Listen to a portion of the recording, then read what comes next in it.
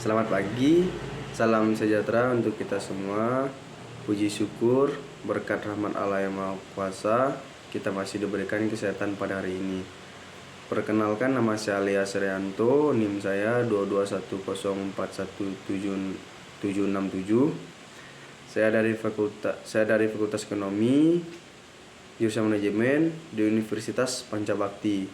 Dosen pembimbing Bu Rikola Dewi RSE MM. Saya membahas tentang meningkatnya pengangguran di Indonesia pada masa pandemi COVID-19. Yang pertama kali yang kita ketahui, COVID-19 ditemukan di Cina atau Wuhan pada Juni 2019 dan menyebar ke seluruh dunia pada Juni 2021. Ini menjadi perbincangan bagi seluruh dunia karena sangat cepatnya menyebar virus ke seluruh dunia, terutama di Indonesia. Virus corona atau sekarang kita kenal dengan COVID-19 merupakan virus menular jenis corona yang baru ditemukan yang sudah masuk ke Indonesia sejak 2 Maret 2020 yang lalu.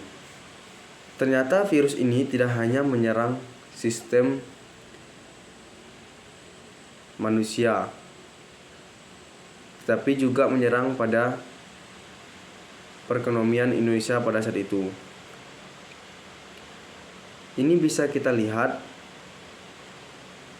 pada menyebarnya COVID di Indonesia. Pemerintah melakukan PHK kepada masyarakat Indonesia pada saat itu.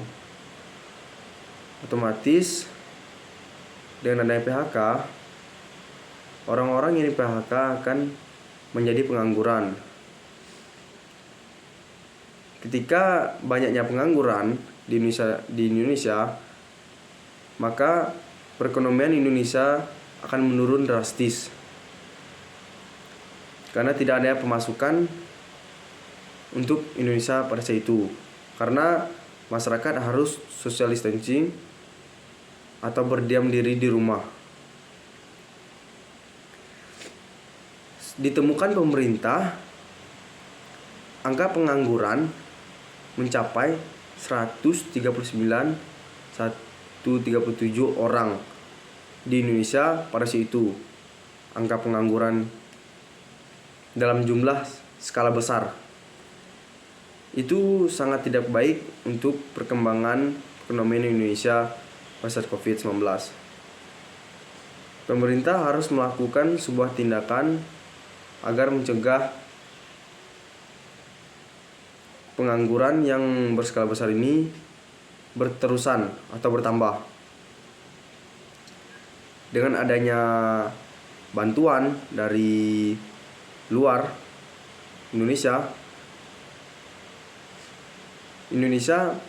membagikan sebuah vaksin, di mana vaksin ini dikatakan bisa mencegahnya penyebaran